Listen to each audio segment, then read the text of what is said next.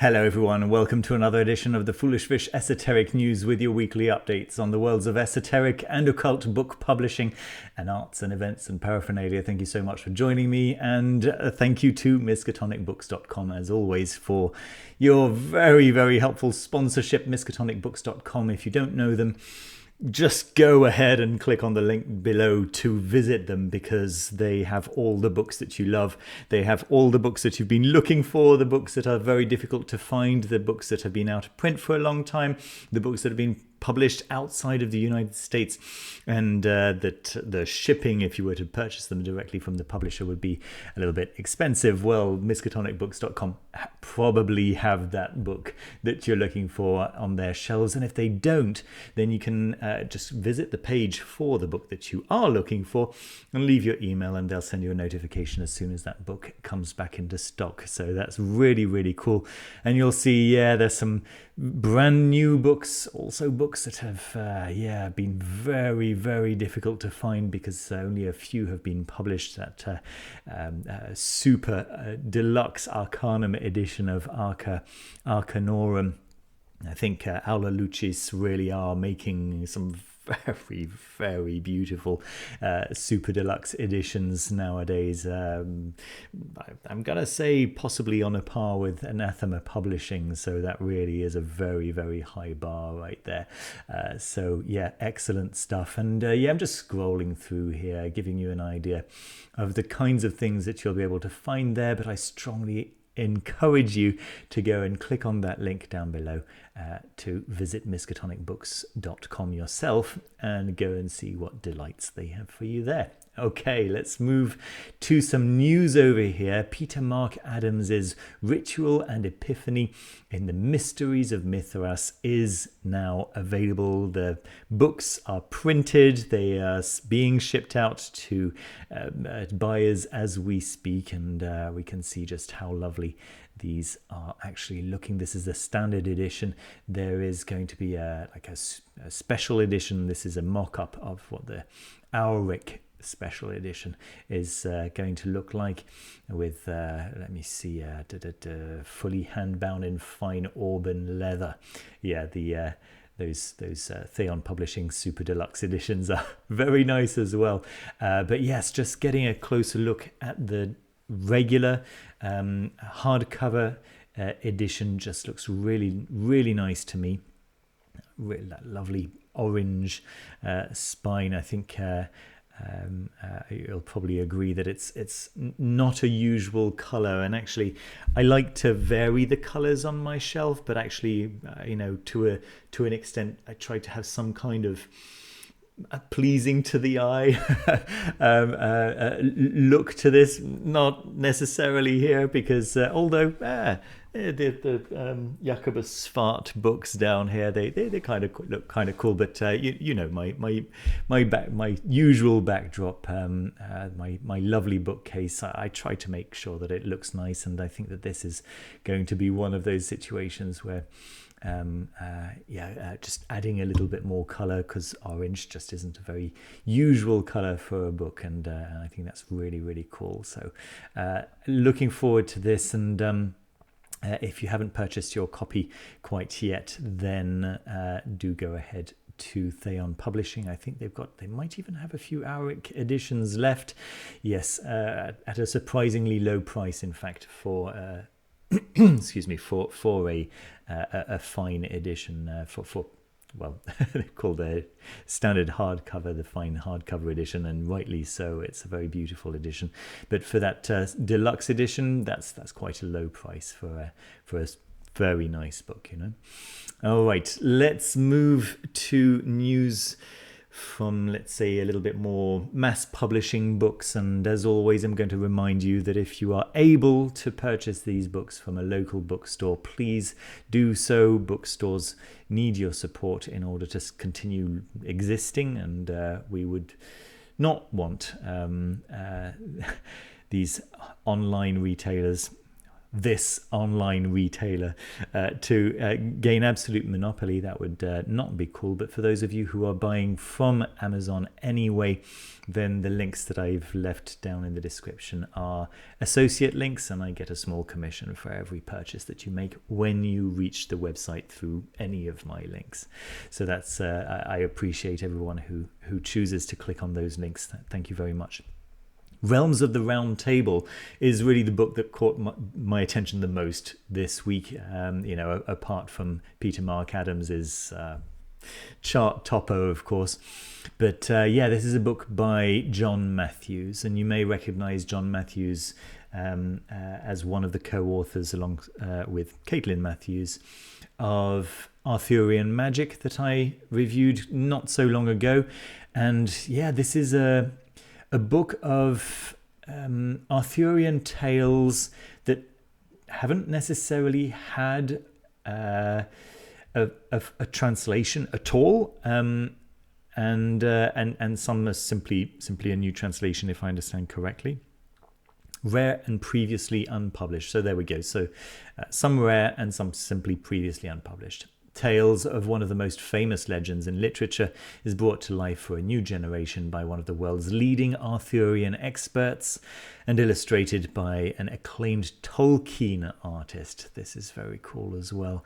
The illustrations by John Howe, and you can see already how beautiful that is going to be.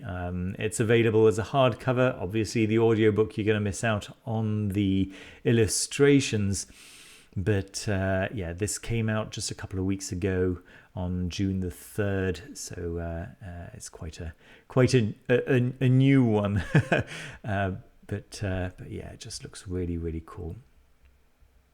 There we go. So if you're interested in Arthurian legend, Arthurian magic, or anything to do with the Knights of the Round Table and Merlin, then this might be something to look into.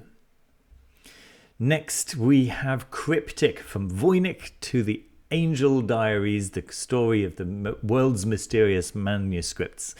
An absorbing history of Europe's 9 most puzzling texts, including the biggest mystery of all, the Voynich manuscript. Books can change the world. They can influence, entertain, transport, and enlighten.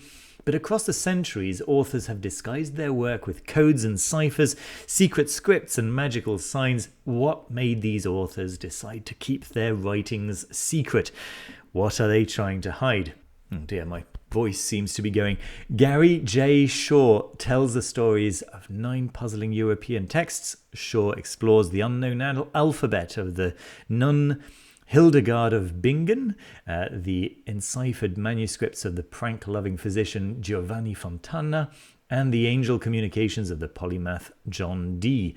Along the way, we discover how the pioneers of science and medicine concealed their work, encountered demon magic and secret societies, and delve into the intricate symbolism of alchemists searching for the philosopher's stone. This highly enjoyable account takes readers on a fascinating journey through Europe's most cryptic writings and attempts to shed new light on the biggest mystery of all, the Voynich manuscript. So this is also pretty recent. It was released just yesterday at the time of recording, so that's very, very exciting indeed.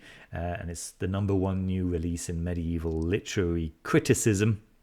It's available as a hardcover and also available on Kindle for 8 cents less. It always kills me when they do that. But okay, fine. So that's Yale University Press. You can be pretty sure it's going to be a nice quality content at the very least. Good. Then we've got Portals into Deep Imagination. This was released a little bit earlier this year, but I kind of missed it. April 29th, 2025. An anthology of weekly contemplations and practices for spirituality through the lens of psychology. Inspired by the culture and mythology of the Celts in Britain and Ireland and their connection with nature. This functional and thought-provoking book illustrates how Celtic tales of the otherworld offer exciting openings for understanding, including dreams, non-ordinary states of consciousness, content of the deep imagination, and a bigger mystery of life. Celtic myths and legends are alive with metaphor and symbolism, which is often thought to be the language of the deep imagination, and is so vital to a soulful path. I think Alejandro Jodorowsky would certainly agree with that. The dreamlike quality of myth and legend, where the boundary between fact and poetic imagination is misty, allows us to engage with them symbolically to promote insights for daily living. I fully endorse this approach. I think that speaking to the unconscious mind with the language of symbolism is one of the most powerful tools you can develop to persuade your unconscious mind to work alongside you and not against you. And then there's this one, Tarot for Sceptics, the practical usage of divination for psychic results, a compelling method of divination guaranteed to teach skeptics, materialists, and atheists to get spooky results within their first hour with the tarot. This book will take you from tarot beginner to a professional level of reading.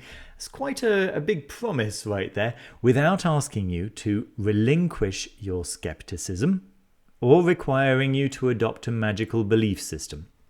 That I can get alongside with. I think that if you have to believe before you start getting results, there can be an element of that, but luckily that's not actually how it works best. I think that it's quite nice when you allow yourself to be surprised by the results. Your mind then goes, yeah, but it was a coincidence, until this happens over and over and over again, and the number of experiences of magic working that you have overwhelms the amount of times you've told yourself that magic doesn't work, so that it tips the scales, as it were, so that your unconscious mind starts working alongside you. This, let's say, it gets deep into the psychology and nature of symbolism, storytelling, counseling, our intuition, and what is and isn't going on with psychic phenomena. By the end of the book, you'll not only be a tarot expert. I mean, wow, right? If that promise is held, that's pretty impressive. But also have a deep understanding of what divination can and can't do. I like this. I think if you maybe set your expectations to maybe a little bit below what's being promised here, it's a nice idea. If it's done properly, if it's done well, then this is quite a nice approach. Okay, let's take a look at some of the tarot decks that I've spotted this week, and thank you very much, Peter, for pointing some of these out to me. I appreciate it. That's the Tarot des Ambiguïtés, and it's in stock, and it's available through the Artisan Tarot, so artisantarot.com. The Tarot des Ambiguïtés is a reimagination of the Tarot de Marseille, faithful to its style and inspired by its symbolism. A vibrant narrative emerges from its evocative art, hand-drawn by Alejandro R. Rozan. These powerful images were designed to enhance the intuition of seasoned readers and excite newcomers to the rich and evolving tarot tradition. Now, let me just show you some of the images of this tarot. So very, very clearly a Marseille-style tarot, but take a closer look. We're not looking at cups and wands and swords and pentacles. We're looking at heads and hearts. I really like this. Really like it a lot. I told you last week that I backed the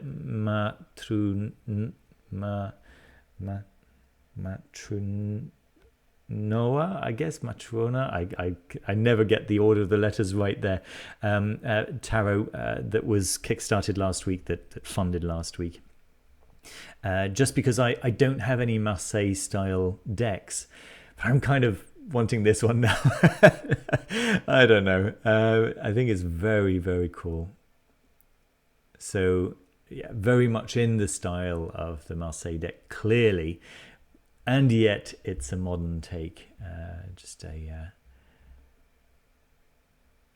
I think it's very cool. Where are those hands coming from? Very cool. Very, very nice indeed. Okay. And then this one, also the Camena Tarot by Lou Benesch and Laetitia Barbier. Very, very beautiful, major arcana only deck, but I'll just let you check out the artwork here, which is really lovely, really, really beautiful. I don't know, it reminds me a little bit of maybe early 20th century symbolic art.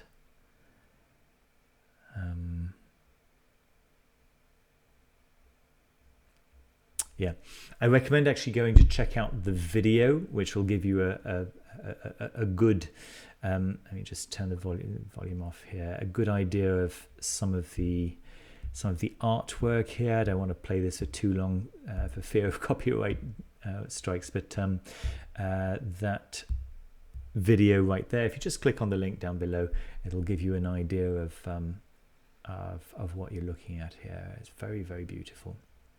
And then this Dreaming Eye Tarot, a charcoal oracle of cosmic insight.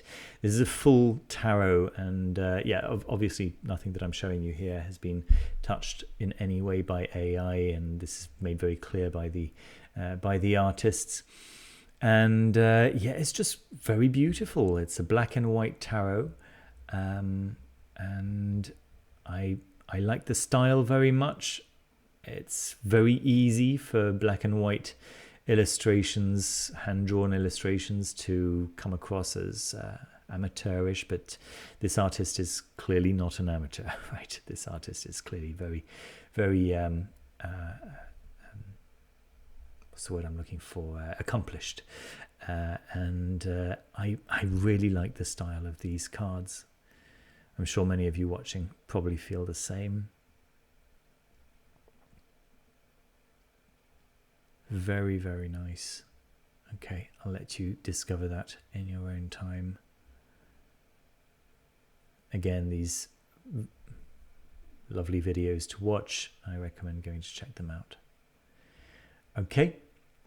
And then, yeah, folks, there's a little teaser here. I don't want to tell you too much about it quite yet, but I would strongly encourage you to keep this date free in your calendars.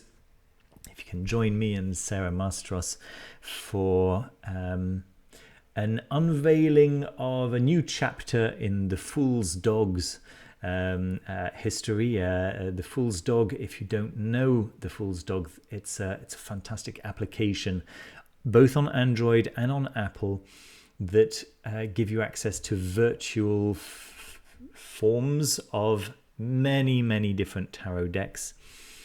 The Apple version, the iPhone version of the app, is going to be getting an exciting new update. And so yes, so Sarah is going to be joining me on Sunday, July 13th at 2 p.m. Eastern time to have a little event to talk about all of that. And so what I strongly recommend is heading over to the Fool's Dog just to get an idea of what that application is if you haven't already got a load of their decks. But I have been reading Sarah's tarot related newsletter for the past few weeks now, and it's great content, really, really nice spreads that she shares regularly. So for now, my big recommendation is to head over to this page, which I'll link down for you below, and just subscribe to that newsletter. I think you'll be quite happily surprised with the quality of what Sarah sends out regularly. It's very cool, very, very cool. I particularly like the one that arrived today. Okay, let's move on. Finally, or almost finally, there is going to be an online event on Tuesday, June 24th. It's just in a couple of days' time. And so it's the Egyptian language in the Greek magical papyri, loan words, phrases, and old Coptic passages. And so this is happening online. It's going to last 1.5 hours. Korshi Dosu is going to be presenting, since the work of Hans-Dieter Betz and his collaborators, you know, Hans-Dieter Betz from the Greek magical papyri in translation. There he is. Since his work, scholars have been acutely aware that the Graeco-Egyptian magical papyri represent a multilingual corpus in which the Egyptian and Greek languages, as well as, to a lesser extent, other languages such as Aramaic and Hebrew, interact closely with one another. In this paper, I'll discuss some of the ways this interaction may be seen in predominantly Greek language manuscripts from the presence of Egyptian origin voces magicae and loan words to entire passages and texts written in either Graeco-Egyptian or Old Coptic. I will discuss the diversity of these texts, which demonstrate diverse geographical origins and which both preserve older pharaonic religious traditions and point towards otherwise lost traditions of Egyptian Christianity. I'm always excited for any scholarly material on the Graeco-Egyptian magical papyri, and very, very grateful to the Wizard of Oz for pointing this one out to me. Thank you, Richard. Thank you very, very much. Okay, and then finally my board game of the week. Oh dear, did I linked the wrong place here. Let me just see if I can yeah, there it is. So Colosseum, the Grand Spectacle. So Colosseum is a game that has been quite popular for many years, and it's getting a new edition that has been streamlined, and it's apparently well known for being great with 5 players, which is unusual, right? Usually 3 players, 3 to 4 players tends to be the perfect number of players for many board games. Some board games are designed for 2 players, and some games are designed for 1 player. Very few play really well with 5 players, and apparently this one really does. And so, yeah, they've completely they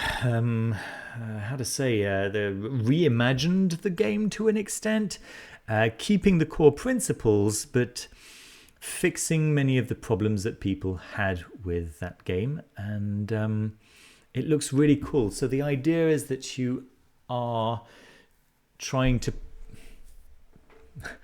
make the Colosseum function the way it's supposed to function, you know, make money and bring in people and appease people politically and things like that, I guess. So it looks kind of interesting. It looks kind of the kind of game that I very often enjoy playing. There we go. You can buy it on various different tiers. The basic game is being sold for $80. It is a deluxe edition of the game, so you're getting various pretty pieces, you know, it's not all cardboard. And that is nevertheless a $48 reduction from what it's going to be eventually. And then there's the version with the metal coins, and of course I can't get a board game that comes with metal coins without the metal coins, so that's I would have to get that. And of course there's the resin pack, and if you that's actually what I clicked on. If I just go down to here to show you what the resin pack is, there we go. And it's like little standees that made out of resin. So yeah, of course you have to get that as well, right? I mean, how sad would you be playing this game knowing that you could have been playing with the resin standees? So yeah, hopefully you're more reasonable than I am, and would be perfectly happy going with the base game, or none of them at all. And that's probably what I'm going to end up doing. But yeah, it looks like a fun game potentially. All right, folks, that's what I got for you for today. I do want to say thank you so much to all the members, all the YouTube and Patreon members who keep the channel alive. Just another big shout out to Miskatonic Books for your amazing support and sponsorship. And don't forget that if you'd like to have a one-to-one video conversation with me, to read your tarot, to look into your near future and work out ideal paths for you, or work out what various choices might lead to and things like this, then just check out the links down below, and we can do a little bit of that, and I can give you some recommendations for your own personal magical path, which should be a lot of fun.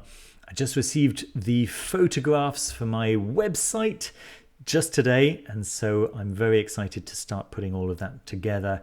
I should have something very basic to show you, but where I'm hoping to be uploading some courses in the very near future. So yeah, hopefully at least something to show you in the next possibly a couple of weeks. So we'll see about that. Do take care of yourselves, and do take care of each other, folks. Thank you so much once again for watching. See you very soon with another video. Bye bye.